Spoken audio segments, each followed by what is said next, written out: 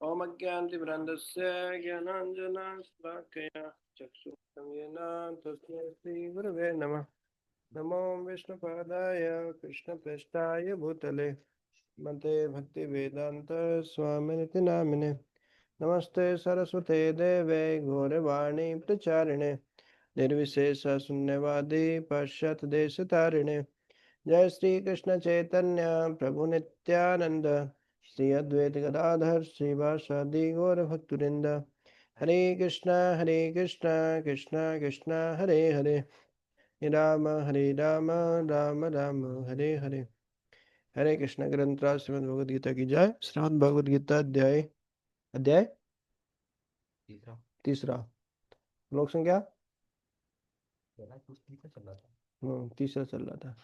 तो पहला दूसरा हो गया था, तो ये जस्ट अपन क्विक रिवीजन कर लेते हैं कि पहले दूसरे श्लोक में अपन ने क्या देखा था। तो पहले में अर्जुन पूछे कि भाई, हे जनार्दन, आप तो अपने ही जन को अर्दन क्यों दे रहे हैं, अपने ही आदमी को कष्ट क्यों दे रहे हो भाई। मैं तो आप ही का आदमी हूँ। हैं? जायसी चेत कर्मणस्ते, आप मेरे को पहले बताए, बहुत कंफ्यूज कर दिए कि भाई कर्म योग करो, फिर बोले बुद्धि योग करो, भक्ति करो, और दोनों एक साथ ही के हैं। तो आप बोले कि बुद्धि योग श्रेष्ठ है, दूसरे अध्याय में लास्ट में भक्ति योग श्रेष्ठ है भाई। कैसे? कर्म योग से। कर्म कर्म बुद्धि से हाँ, करो। कि भाई कर्म से श्रेष्ठ है भक्ति बुद्धि योग। तो मेरे को फिर ये कर्म में क्यों लगा रहे हो, क्यों बोल रहे हो कि ये युद्ध वाला घोर कर्म है, भयंकर कर्म, मारा काटी वाला। तो इस वाले कर्म में मेरे को क्यों नियोजित कर रहे हो हे केशव।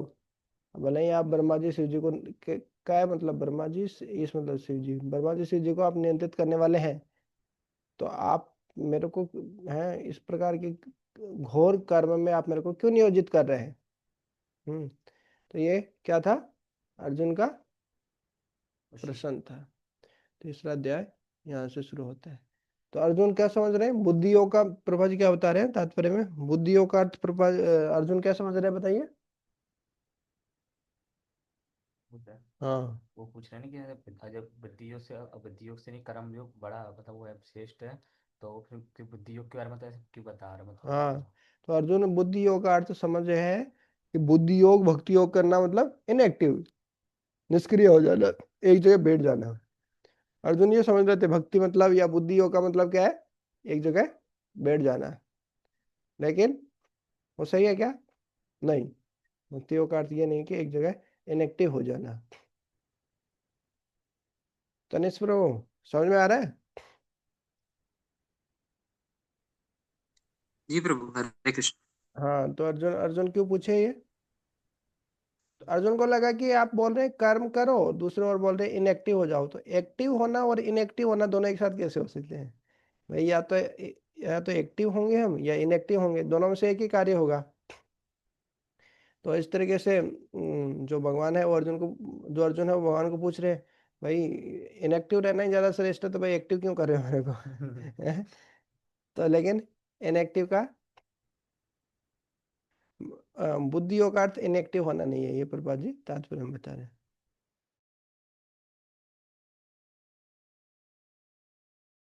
हम्म तो ये हमने कल पहला वाला श्लोक देखा। दूसरे वाले श्लोक में फिर अर्जुन बोल रहे हैं कि व्यामिश्रेण व वाक्य न बुद्धि मोहयसी व में, कि मिश्रित वाक्य मत बोलिए, गोल गोल जलेबी मत बनाइए।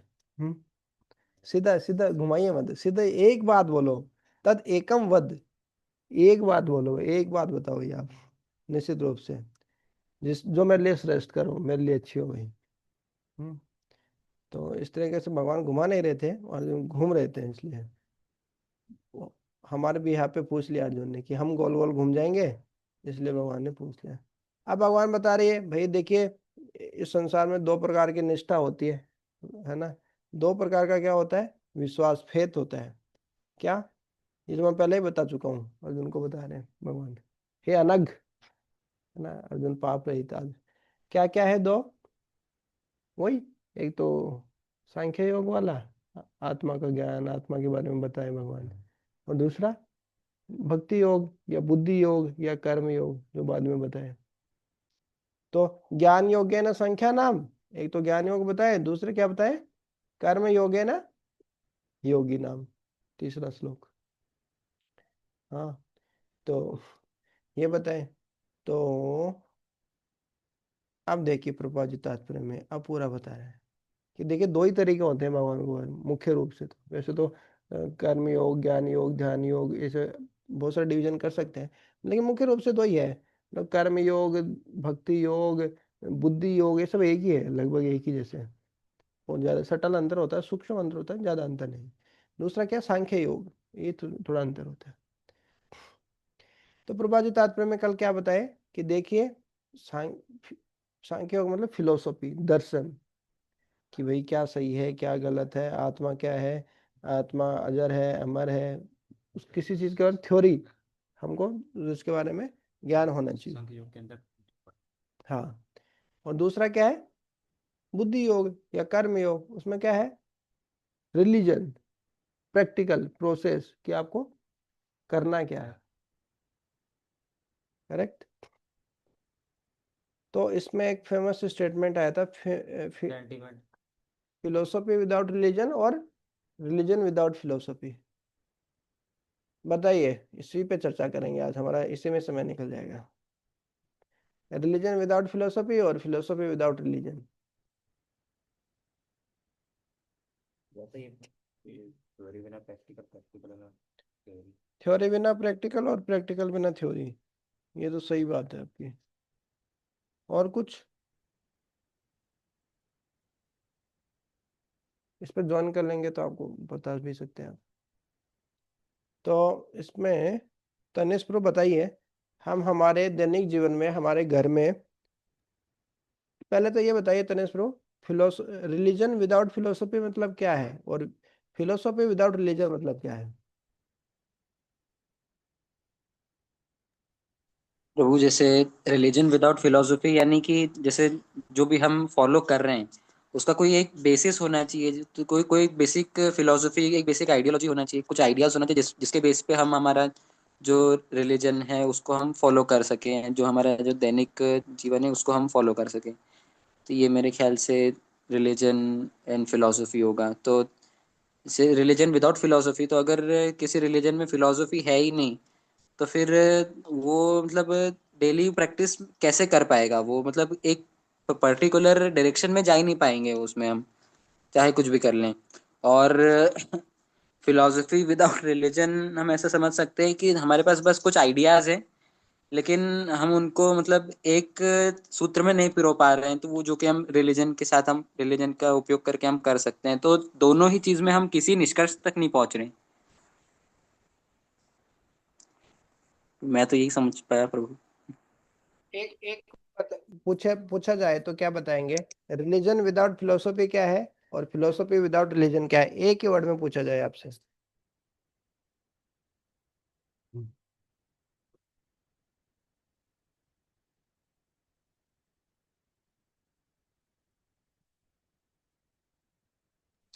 मतलब बोल सकते हैं दोनों ही किसी काम के नहीं।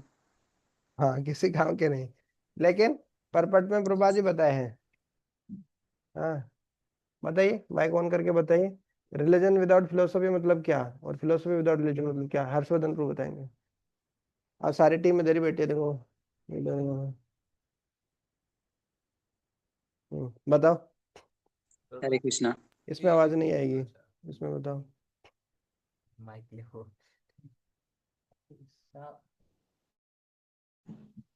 प्रभु जी, रिलीजन रिलीजन विदाउट फिलोसफी का मतलब ये हो जाएगा कि मैंने कोई धर्म तो बना दिया लेकिन मैंने उसमें कोई सिद्धांत नहीं डाले कि उसके क्या रूल्स होंगे, क्या रेगुलेशंस होंगे, उसको कोई फॉलो क्या ही करेगा कि मतलब मैंने कोई रिलीजन बना दिया, उसको कोई फॉलो करने का कोई बेसिस ही नहीं है कि मैं किस चीज, मेरी मतलब मेरी सोच क्या है, कोई सामने वाला मेरी किस सोच को फॉलो करेगा, उसका कोई बेस ही नहीं है। और फिलोसफी विदाउट विदाउट रिलीजन, मैंने कौन सा बता दिया अभी?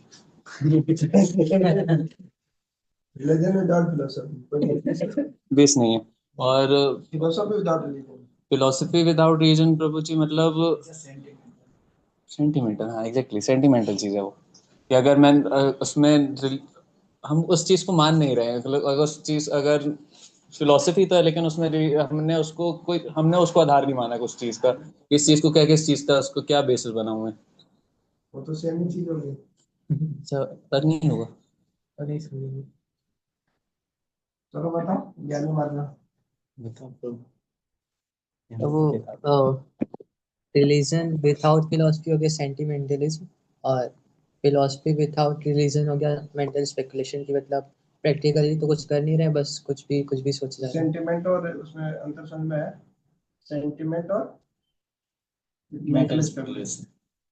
सेंटिमेंट मतलब बस सिर्फ सेंटिमेंट मतलब भावुकता। भाव जैसे बहुत सारे माता जी लोग भावुकता से भक्ति करते हैं, भावनाएं रहती है, भावुकता से करते हैं।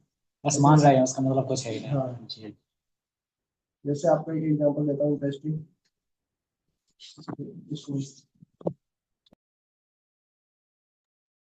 तो एक बार क्या रहता है,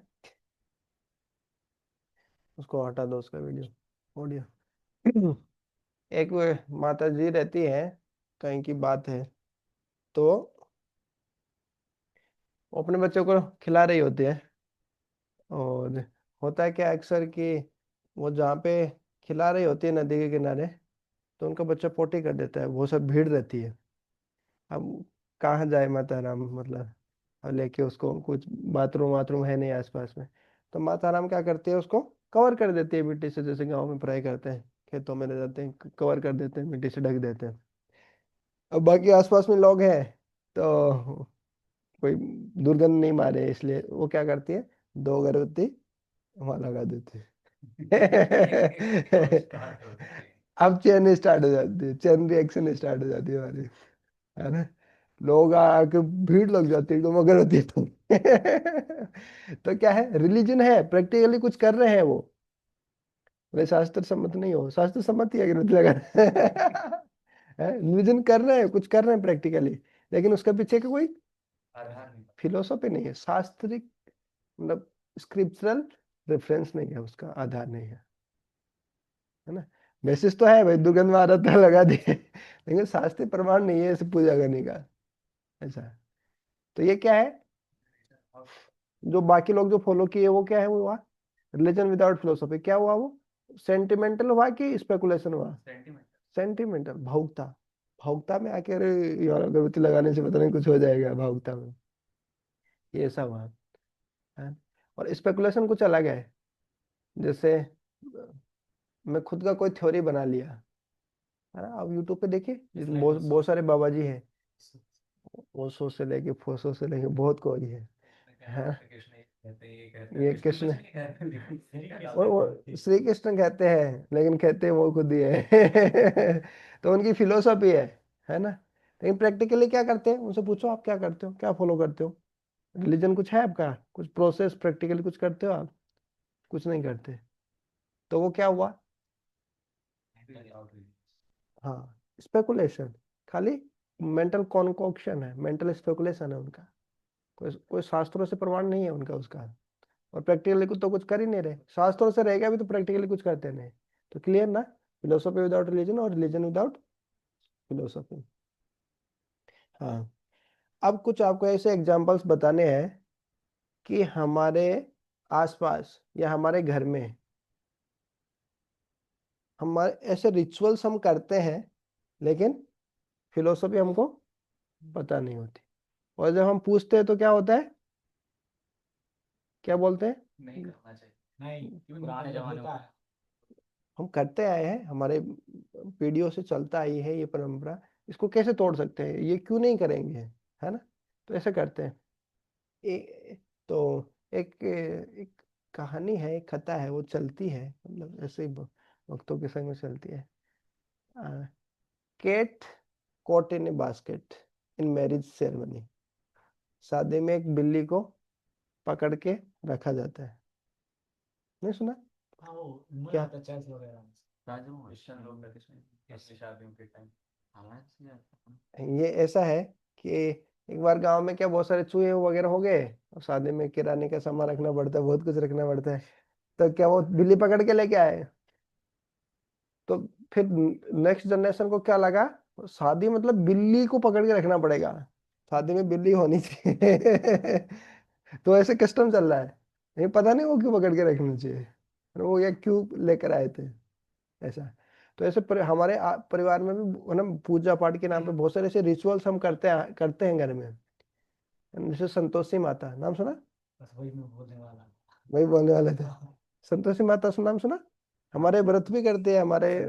मूवी आई मैं बचपन में देखा है कि हमारे व्रत भी करते हैं। शुक्रवार के दिन उनका फास्टिंग भी करते हैं।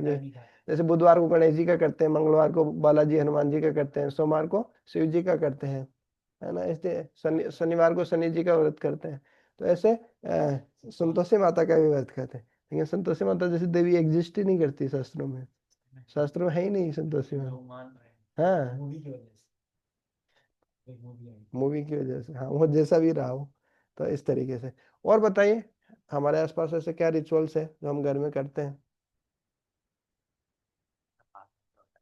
पुराने के लोग बाग इकट्ठे होते हैं और जैसे कि एक माता आसमानी माता, अब पता नहीं, मेरे तो पता नहीं है, आसमानी माता के नाम से वो जाते हैं मंदिर। और एक बकरा वगैरह होता है ना, उसको मतलब कान, पहले उसको नहीं, कान में कुछ पानी डालते हैं। जब तक बकरा ऐसे ऐसे नहीं करते ना, तब तक नहीं है, उसको काटेंगे नहीं। फिर अब वो करता भी नहीं है, फिर कान में थोड़ा सा पानी डालेंगे तो ऐसे फड़फड़ाया, मतलब हाँ कर देता है कि मेरे को काट दो। उसको बस इतना छोटा इतना छोटा सा कान काट के उसको चढ़ा देते हैं।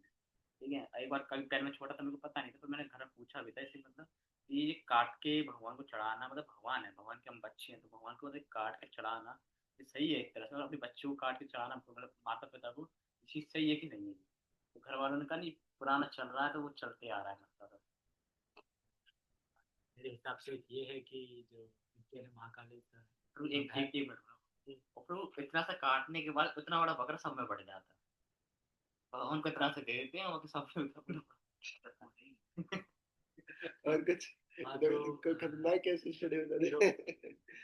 देखिए अभी उज्जैन में ही महाकालेश्वर, तो वहाँ भैरव बाबा है, तो आप वो कहते हैं कि जो भैरव बाबा है उनके पास प्रसाद लगेगा, फिर खरीदते हैं अपनी पसंद की ब्रांड अच्छी सी, बस थोड़ा सा किया, डाल दिया, फिर बस फिर लगा। बोले पीते भी हैं, मतलब वैज्ञानिकों ने साइंटिस्ट सारा रिसर्च किया, कहीं जाने का कहीं जगह नहीं है, जो डालते हैं वो सब जो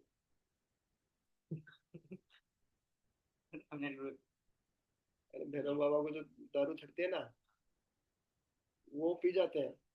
वो कहाँ जाता है किसी को पता नहीं, अंदर पूरा देख लिया कहीं अंदर तो कोई टंकी वंकी तो नहीं बना रखी है, कुछ है तो नहीं, कुछ नहीं है, पीते हैं। नहीं, हमारे घर पे पीते तो पहले ऐसे करके थोड़ा चढ़ाएंगे फिर पिएंगे, तो अगर बात करते तो पानी भी पी लेंगे। ये तो पता नहीं, अलग फील्ड, अलग टॉपिक हो गया। और कुछ रिचुअल जो हम करते हैं? रात में नाक नहीं काटने चाहिए, बुधवार में, फिर ट्यूसडे के दिन बाल नहीं कटवाने चाहिए, सैटरडे के दिन बाल नहीं कटवाने चाहिए। क्यों? शाम के टाइम झाड़ू नहीं लगाना चाहिए, अगर बिल्ली रास्ता काट के चली गई तो तनिष्क को कुछ बताए कुछ बताएंगे? आवाज क्लियर है मेरी? जी प्रभु, क्लियर है। हाँ बताइए, ऐसे कुछ रिचुअल आपके मतलब घर, आपके घर में कोई अभी तो मुझे कुछ ऐसा याद आ नहीं रहा है। मतलब आपने बचपन से लेके अभी तक पूछा हो पेरेंट्स से कि मम्मी पापा ये क्यों करते हैं हम और पता नहीं आपको उसका कुछ लॉजिक बताया नहीं हो, आपको डाउट आया हो? नहीं, जैसे ऐसे तो कुछ इतना ज्यादा नहीं था, लेकिन एक बार क्या होता है, जैसे नवरात्रि जो होती है, हम्म तो उस समय ऐसा रहता है कि घर में पूजा वगैरह होती है और लोग उपवास वगैरह करते हैं। तो हमारे घर पे कोई नहीं करता, हम्म क्योंकि उनका ऐसा मानना था कि जो अष्टमी नवमी के दिन जो घर में अष्टमी पूजन होता है, नवमी पूजन होता है नवरात्र में, तो वो भी कोई नहीं करता है, क्योंकि ये मान्यता है कि 100-150 साल पहले के ऐसे कि घर परिवार में किसी की डेथ हो गई थी। तो ये उपवास ना, नवरात्रि का कोई उपवास करता है और ना ही कोई पूजा करता है। दशहरे पे भी मतलब बधाई वगैरह नहीं दी जाती। पता नहीं वो 150 साल पहले किसी की डेथ हो गई थी, ना ही हमारी फैमिली करती है, ना ही हमारे आसपास के जो हमारे रिलेटिव्स हैं वो भी कोई नहीं करता। तो ये मतलब मन में काफी एक थोड़ा डाउट है उस बात का है कि भैया उस टाइम पे किसी की डेथ हो गई थी, उसका हम अभी तक पाल के चल रहे हैं और फेस्टिवल सेलिब्रेट ही नहीं कर पा रहे। कार्तिक अगर चला गया तो वो त्योहार चला जाता है, रक्षाबंधन के दिन अगर कोई रक्षाबंधन चला तो आपको सपोर्ट कर रहे हैं प्रभु? यशवंत प्रभु भी आपको सपोर्ट करना है। वो भी बोल रहे हैं कि हाँ ऐसा होता है, कोई त्योहार पे कोई चले जाते हैं वे भी, तो वो त्योहार ही चला जाता है। हमारे साइड भी होता है, लेकिन वो त्योहार एक बार के लिए चला जाता है, मतलब एक साल नहीं मनाते उसको, फिर मनाते हैं। तो अलग अलग जगह अलग अलग है। तो इसका हो सकता है कोई शास्त्रीय प्रमाण ढूंढना पड़ेगा। ये क्या, जैसे बिल्ली का काटना, नाखून काटना रात में, ये ये भी है शायद, कहीं कर्म कांड वगैरह में आते हैं। उनका काटना वो ये था कि पहले लाइट वाइट नहीं हुआ करती, इतना अंधेरा हो जाता था, उंगली वगैरह ना कट जाए, नेल कटर तो होते नहीं थे, इसलिए हाँ, ऐसे जैसे एकादशी को मैं पहले सुना था कि एकादशी को कपड़े नहीं धोने चाहिए, शेविंग नहीं करनी चाहिए। अब मैं सोचा इसमें क्या है, क्या बुराई है? जैसे शेविंग करेंगे भाई ना, कट जाएगा, ब्लड आ जाएगा तो आपकी एकादशी टूट जाएगी। ठीक है, समझ में आया। मतलब कपड़े भी नहीं धोने चाहिए, अरे ये क्या लॉजिक हुआ कपड़े में? तो फिर मैं पता है क्या, तो मेरे को पता चला कैसे। तो सारी टीम हमारे साथ है आज, है। केशव केशव प्रो भी आ गए। जय जय। ओके, तो दर्शन बहुत दुर्लभ हो गए हमारे। कृपा हो गई, जीवन धन्य हो गया हमारा दर्शन पाके। तो क्या टॉपिक चर्चा कर रहे थे हम? मान्यताएं, हाँ। तो रिचुअल्स विदाउट फिलोसफी, ऐसे जो हम करते हैं। तो एक इधर इधर बैठ सकते हैं। हाँ, इसको खोल दो, हम एक वक्त इधर बैठ सकते हैं। वीर प्रो आप इधर आ जाओ तो प्रॉपर स्पेस हो जाएगा। तो पॉइंट चल रहा था हमारा केशव प्रभु, और कि कल हम जो चर्चा किए थे, रिलीजन विदाउट फिलोसफी और फिलोसफी विदाउट रिलीजन। तो कि हम बहुत सारे रिचुअल करते हैं, घर में भी रहते हैं, बहुत सारे रिचुअल्स करते हैं, लेकिन पीछे के फिलोसफी पूछे तो ना घर वालों को पता होता है, नहीं हमको पता होती है ना। और कई बार ऐसी फिलोसफी हम बना लेते हैं और प्रैक्टिकली कुछ करते नहीं, फिलोसफी बता देंगे, ये ऐसा हो जाता है। तो उसी पर चर्चा कर रहे थे। तो घरों में अलग अलग रिचुअल्स रहते हैं, बहुत कुछ करते हैं, लेकिन उसकी समझ नहीं रहती है। तो ये पॉइंट हम चर्चा कर रहे थे। तो क्या होता है रिलीजन विदाउट फिलोसफी, क्या होता है? सेंटिमेंटल की speculation, religion without philosophy sentiment. Sentiment, भावुकता। कर रहे हैं अपन, लेकिन क्यों कर रहे हैं, पीछे का कोई बेसिस नहीं है हमारे पास, बस करना है। जैसे एक प्रैक्टिकली मैं बताऊं, शिल प्रभुपाद जी एक बार बताए, शिल प्रभुपाद जी विदेश में जब नए नए भक्त हैं, नए नए मतलब विदेशी लोग हैं, कभी कृष्ण का नाम नहीं सुने क्या, उनको बोला गया कि आपको एक मंदिर में अर्चा विग्रह की पूजा करना है, दिन में 6 बार आरती करना है। मतलब आपकी 3-4 घंटे की सेवा, 4-5 घंटे की सेवा होगी कम से कम। कुकिंग वुकिंग भी करना है तो 8 घंटे की सेवा हो जाएगी, पूरी ड्यूटी आपकी। अब उन भक्तों को पता नहीं कि ये कौन विग्रह है, क्या नाम है इनके, कृष्ण राधा कृष्ण है क्या है, लेकिन वो कर रहे हैं, बोले हमारे भवन मतलब गुरु का आदेश है। इतना फिलोसफी क्लियर है उनको। लेकिन धीरे धीरे उनका विश्वास कम होने लगता है, अरे यार ये क्यों कर रहा हूं मैं, है। तो प्रभुपाद जी उस समय आते हैं और पूछते हैं, तो वो भक्त नाम नहीं बता पाते हैं कि मैं किसकी सेवा कर तो प्रभुपाद जी एक बहुत अच्छा सिद्धांत बताते हैं वहां पे, बोले अर्चा विग्रह बन जाता है गल ग्रह।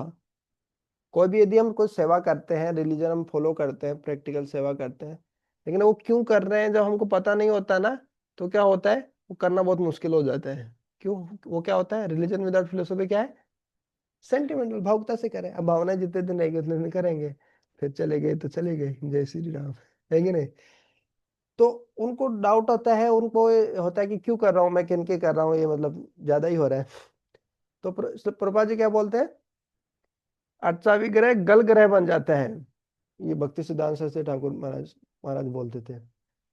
शिष्य को लगता है ये इतना बड़ा अर्चा विग्रह देके, मतलब गुरु ने मेरे शिष्य में क्या बांध दिया है, एक लंबा सा पत्थर, पत्थर की शिला होती है ना, चट्टान, गल ग्रह, वो बांध दी है। क्यों? सेवा करनी पड़ती है ना बाबा, सुबह 3 बजे उठना पड़ता है, जो मंदिर में सेवा करते हैं उनको पता है। भोग बनाने से लेके उनको स्नान कराने से लेके बहुत सारी चीजें होती हैं, ड्रेस चेंज करना, आरती करना, फिर प्लेटें धोना। सो प्लेटें धोने की सेवा की होगी ना मंदिर में। तो इस तरीके से वो बोझ हो जाता है जब हमको फिलोसफी पता नहीं होती। हाँ, अरे माला पकड़ा दी यार, ये क्या है बोले इस्कॉन वाले, ये माला करते रहे, कोई बूढ़े आदमी है क्या, मतलब अभी से जवानी में माला पकड़ा दी इन्होंने। है तो कोई भी सेवा ऑफरिंग करना है, बेस में लड़ाई हो जाती है। आज आपकी ऑफरिंग है ना, अरे यशवंतपुर की ऑफरिंग है, वीरपुर क्यों करेंगे भाई, वीरपुर बोलेंगे मैं नहीं करूंगा, चलो राजपुर करो, राजपुर बोलेंगे चलो हर्षवर्धनपुर करो ना, आदित्यपुर को दो यार, वो कम सेवा करते हैं उनको दो। तो ऐसे एक दूसरे को थोपते हैं, क्यों? रिलेट नहीं कर पाते ना, उसके पीछे की फिलोसफी क्लियर नहीं है। जितनी अच्छी फिलोसफी क्लियर होती है वो सेवा उतना ही करना आसान होता है। अब लेकिन कई बार क्या होता है, कई लोग रहते हैं एकदम फिलोसफी पे ही जाते हैं कि हम फिलोसफी पे ही पूरा रिसर्च करेंगे, हम ना फिलोसफी इज वेरी इंपॉर्टेंट है कि नहीं? कि लेक्चर सुनना, हियरिंग करना, प्रैक्टिकल कोई सेवा नहीं करेंगे, तो उसमें क्या नुकसान है, क्या होगा उसमें? फिलोसॉफी से एक टाइम पे बोर हो जाएंगे। फिलोसॉफी से एक टाइम पे बोर हो जाएंगे, क्या लगता है, सही बोल रहे हैं क्या? हाँ, और जब वो फील नहीं कर पाएंगे उस चीज को, तो फिर वो एक तरीके से नहीं, वो जिज्ञासा रहेगी। हाँ, तो अगर जब हो जाएंगी पूरी तो जिज्ञासा खत्म हो जाएगी। तनिष्क प्रो, आपका क्या मानना है, सही बोल रहे हैं क्या आपके आपके सीनियर केशव प्रो, सही बोल रहे हैं क्या?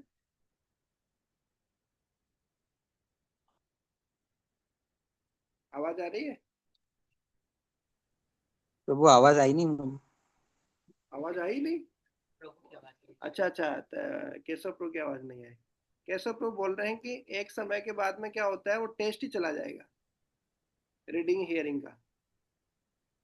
यदि हम फिलोसफी केवल कर पढ़ेंगे लेकिन व्यवहार में कोई सेवा नहीं करेंगे तो क्या होगा, हमारा रीडिंग हियरिंग में टेस्ट ही चला जाएगा। तो सही है क्या?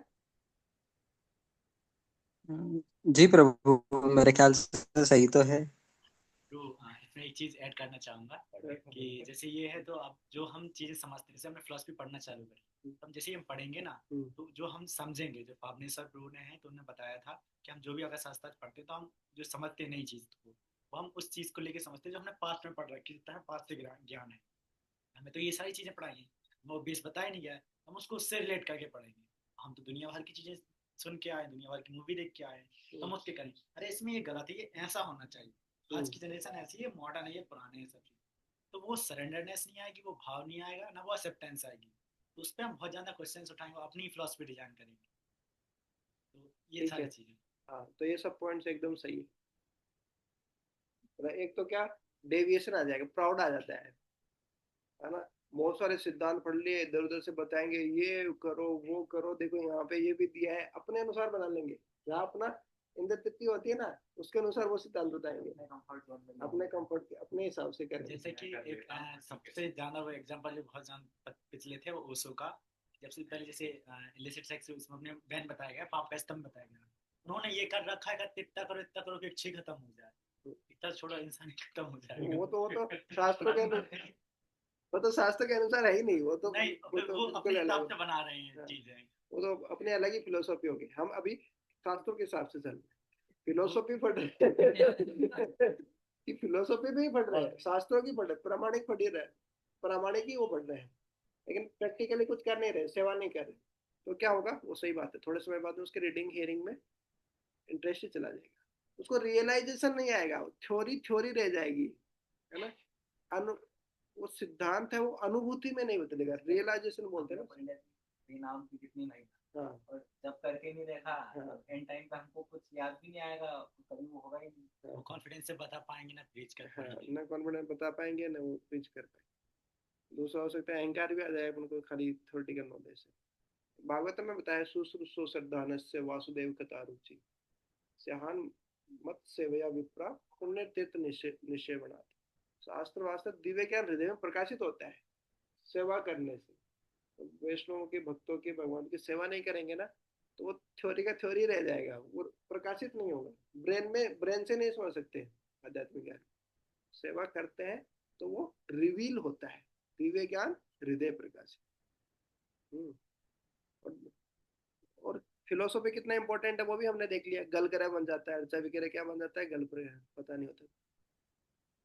प्रभुपाद जी जब फ्रांस में थे तो उन्होंने एक ये चर्चा आई थी, एक फ्रांस के बड़े स्कॉलर थे संस्कृत के, वो प्रभुपाद जी की कमेंट्री को पढ़ के प्रभुपाद जी के शिष्यों को बताते हैं, अरे आपके प्रभुपाद जी ने, आपके गुरु ने क्या लिखा। हर जगह कर्म योग ध्यान योग को भक्ति योग बता देते हैं, हर हर श्लोक में हरे कृष्ण महामंत्र दे देते हैं, हरे कृष्ण का जप कर भक्ति से जोड़ दिया, भक्ति से जोड़ दिया। ये क्या है, ये प्रॉपर सही ट्रांसलेशन नहीं, ऐसा करके नहीं आता। तो आप क्या बोलेंगे बताओ? प्रभु अब भगवान है, जब भगवान ने बोला है कि जब सबको छोड़ के, मतलब लास्ट ही में बोला है, भगवान तो भक्ति के बारे में ही लिखेंगे ना, कि बैक टू गॉड हेड, जब अल्टीमेट उद्देश्य ही है तो वही लिखेंगे ना, तो गलत कैसे हो सकता है। हाँ वो तो सही है, लेकिन फिर भी कर्म योग को यार थोड़ी भक्ति योग बना दो यार, हर चीज को थोड़ी भक्ति योग बना दोगे आप। श्रीला प्रभुपाद जो है वो ऑथेंटिक गुरु परंपरा से आ रही, तो उसका तो वास्तविक कुछ भी लिखेंगे, उसका वास्तविक वो क्या है शास्त्रों का, वो हमें बता सकते। मैंने ऐसा माना अगर वो गुरु शिष्य परंपरा से नहीं होती तो हम मान सकते थे उन्होंने खुद का लिखा है। अब वो उनका सीधा समाज से नहीं। श्री कृष्ण से ही जुड़े आए हैं पूरे। आत्मा के कई सारे मीनिंग आपने बताया, तो आत्मा का वहाँ पे कौन सा मीनिंग है, वो तो सही है, वो तो सही है, लेकिन बाकी बाकी कर्म जो है तो वो किस प्रकार के कर्म की बात हो रही है, जो कृष्ण भावना भाव, वो तो अलग है ना, कृष्ण भावना भावित कर्म क्यों होता है, कर्म योग तो अलग होता है, जैसे बताया था ना, कर्म योग अलग है, कर्म के फल को भगवान को अर्पित करना, कर्म हमारी इच्छा से करना, वो कर्म योग है। जरूरी नहीं है कि कृष्ण भावना भावित कर्म। सेम क्वेश्चन हमने किसी फ्लो से पूछा जब वो यहाँ पर थे, उन्होंने ये बताया था कि भगवान भक्ति के बारे में नहीं बताएंगे तो फिर क्या बताएंगे। इसका वास्तव में सार यही है, भागवत में आता है, प्रायण अल्पायसु सभ्य कलस्मिन योगे जना। कलयुग के लोग बहुत मंद है, वो ज्यादा पढ़ाई लिखाई करने वाले नहीं है, नहीं ज्यादा दर्शन फिलोसफी उनको समझ में आने वाली है। तो प्रभुपाद जी ने क्या दिया, सार दे दिया। बुक उठाओ, कोई भी पेज उठाओ, कोई भी पन्ना है ना, देखो उसमें आपको आपको मिल जाएगा, आपको सार मिल जाएगा, करना क्या आपको, and it works pretty well, बहुत अच्छे से काम करता है। क्यों, देख लो ना, जो जो बुक जाता है, जो जो बुक पढ़ता है, भक्त बन जाता है, भक्तों से मिले बिना ही वो माला जप करने लग जाता है? तो बाबा जी को पता था ऐसे ही होने वाला है। क्या होता है, फलेन परिचायते वृक्ष, वृक्ष की पहचान कैसे होती है, फल से। तो भगवत गीता भैया ऑथेंटिक है नहीं होती है, उसकी पहचान कैसे होगी, भक्त बने कि नहीं बने, तो भक्त किससे बने हैं, प्रभुपाद जी की बुक पढ़ के। एकदम नए लोग रहते हैं विदेशी, कभी कृष्ण का नाम नहीं सुना, भगवत गीता पढ़ के एक सप्ताह के अंदर पूरे हेड सेव करके चुटिया रख के मंदिर में आ जाते हैं। क्यों, फिलोसॉफी का प्रभाव, इतना कन्विंसिंग फिलोसॉफी दिया ना। हिप्पीज का जब टाइम था तब उनके समय एक स्लोगन चलता था, never hear from the people who are above the age of 35, never trust them. 35 साल से ज्यादा उम्र के जो लोग हैं उनसे कभी मत सुनो आप, हिप्पीज का मानना था। प्रभुपाद जी की उम्र कितनी थी, 70 साल। और कितने सारे शिष्य घूम रहे थे बताओ, इतनी convincing philosophy, clear cut philosophy नहीं रहती ना, तब डाउट आता है। और फिलोसॉफी एकदम क्लियर है भाई, कौन भगवान है, किनकी सेवा करनी है, क्या करना है, पूरा खिचड़ी नहीं है। बाकी आप बाहर जाके देखो ना, सब खिचड़ी है, भगवान को नहीं है, क्लियर नहीं। गणेश जी को कोई भगवान मानते हैं, पंचदेव उपासना करते हैं, अद्वैतवाद रहता है, उसमें बोलते हैं कोई भगवान का आकार ही नहीं है, निराकार है भगवान। अद्वैतवाद, अद्वैतवाद, विशिष्ट द्वैतवाद, फिर और भी बहुत सारी थ्योरियां है ना, जैसे बौद्ध धर्म है कि नहीं, सब शून्यवाद, निर्विशेषवाद। इसके लोगों ने फिर ये नहीं समझा कि वो सारे धर्म को स्थापित करने के लिए धीरे धीरे आगे बढ़े थे, सीढ़ी बाई सीढ़ी।